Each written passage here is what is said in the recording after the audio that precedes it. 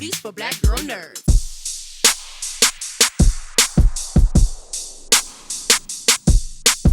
Thank you guys for your time. I appreciate it. Super excited about season 2.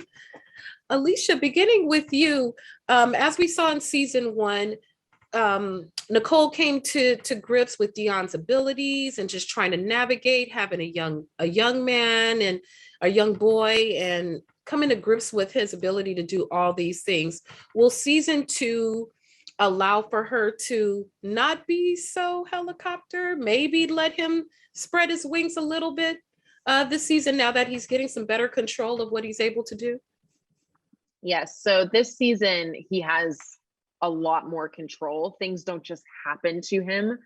And that's cool because that's a lot of comfort there.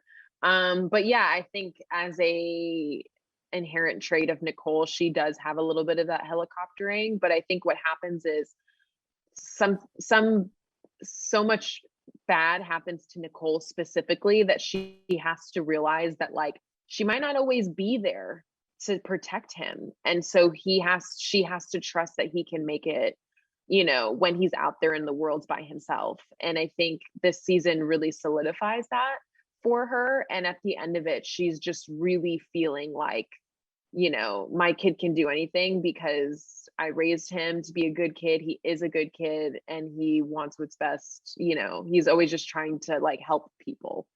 So, you know. Mm-hmm. For sure. Rome, for you, I love how you're introduced to us as Tevin, because the only example that we've seen of a super powered person has been someone who's socially inept and awkward in Pat. And now we have Tevin, who, you know, has all this confidence and this swag. I mean, you're pretty easy on the eyes. God was good to you and all that too. Right. But, you know, we get to see someone with some more confidence. But again, that too could be fearful if we don't know you because we're just meeting you. So should we keep our guard up, learning about you as just like Nicole as we get to know you this season? I think inadvertently people have attached this there's emotional attachment to Dion for people watching the show, right? So they want to make sure Dion's safe. They see Tevin aesthetically, they're like, oh, you know, he's good looking. They see her, but is he there to protect Dion, or is he there to be a bad example for him, or is similar to like what Pat was? And so I think as fans, they're gonna watch it and have that undertone. But that's all gonna go away eventually. You know, people are gonna realize that Tevin's a good guy, and he's there to enhance their lives and be there for her and also for him. Mm-hmm. Alisha, I like that Nicole is more secure and she's back. We saw her starting to dance before last season. This season, she's boxing and she's working out and she's fully stepping into who she is after, you know, her footing being off, all the things she suffered during season 1. What would you call this chapter of her life now that she's able to kind of shed a little bit of the old baggage of what was keeping her sad and down and just growing into a more secure, stronger woman now that she's faced all these other adversities in season 1? I mean, her kid is happy. He's healthy. She has a job. She's now a freelance, you know, graphic designer, and she has such a close and intimate relationship with her sister. And I think all of these things put together, and then everyone feels really secure in those things. I think that's what helps her have this confidence that when you see her in season 2, she's very much like, yeah, I'll show up and be this person, because I've had a couple years under my belt of like knowing that I can have the control and that I can do this, you know. And then it's not until something more challenging presents itself that she's forced to be humbled and like look at her life and see that like, okay, maybe there are ways I can still be even better, you know. Mm-hmm. Well, Nicole, I love that Nicole is outside this season, and Rome, I love what you bring to season 2. You both are great. Thank you so much for your time. I really enjoyed the season, and I can't wait for other people to see it. Thank you. Thank you. Thank you so much. Oh, ye of thy crooked limbs has returned. Yes, I have. I have. I love origin stories. And in season 1, we got a chance to see this really sweet guy who was affected by this phenomena, and not for the better, for the worse. And so now we return to season 2 and he's back. Exactly. After not knowing what happened to him at the end of season 1, but he's back. And what does that mean for the crooked man this season? Is he back to inflict more harm on Dion's life, Dion and his mom's life? Well, the crooked energy is still around. And basically pretty early on in the season, Pat comes back and says, I saw the crooked energy kill someone and I'm here to help. And the response to that is largely, what are you doing? Why are you back? We don't like you very much. But I thought it was a really interesting story of whatever Pat's potential road to, if not redemption, accountability, or building back trust with people that he lied to for years, lied to their face, put them all in danger,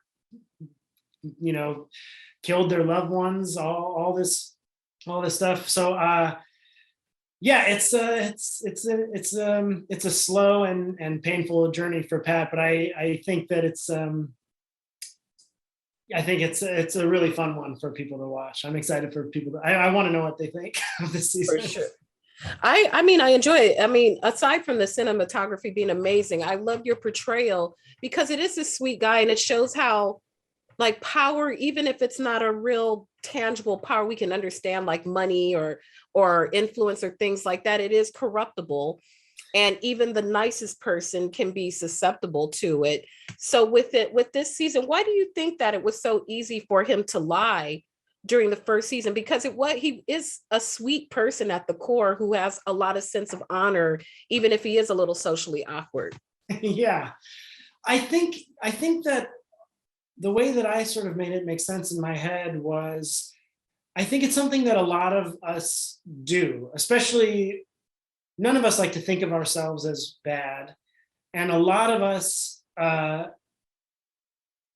will bend over backwards sometimes to justify certain actions. Well, it's because this thing happened, or, well, someone else said this to me, and so I was angry, or whatever it is.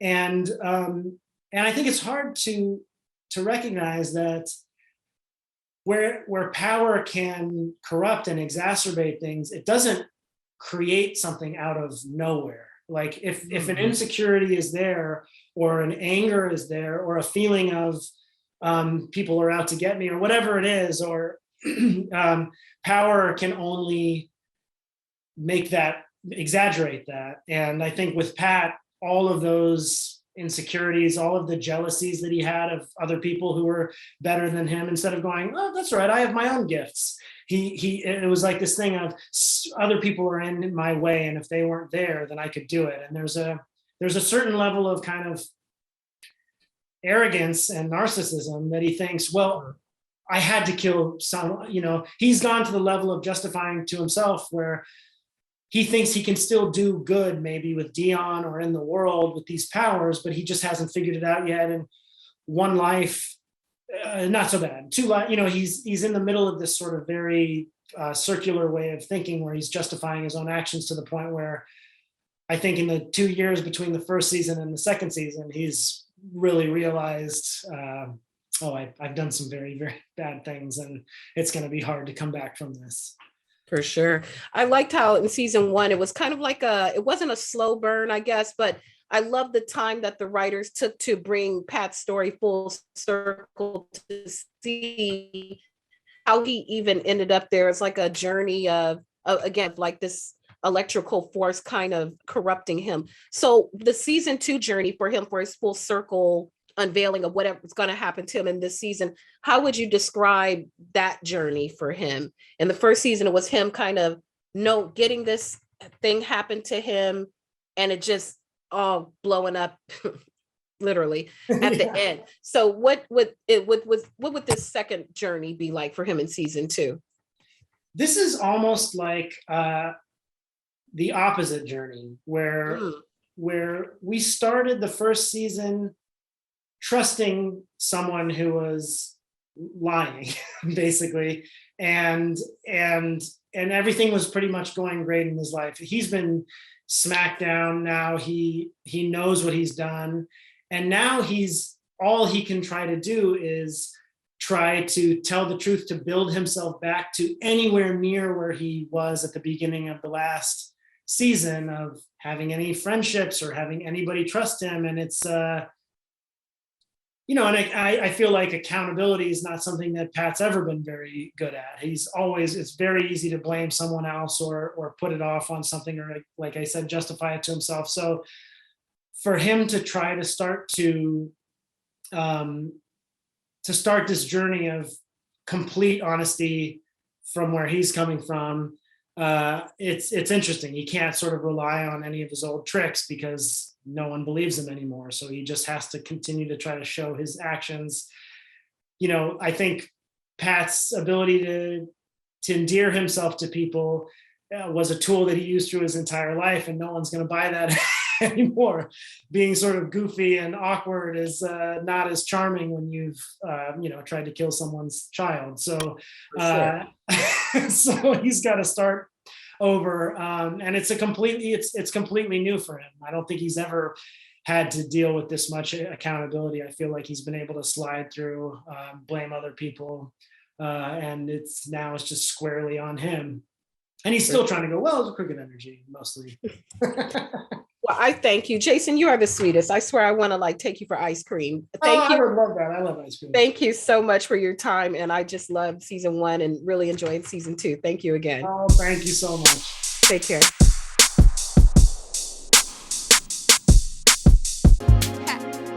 Better shake your booties for black girl nerves.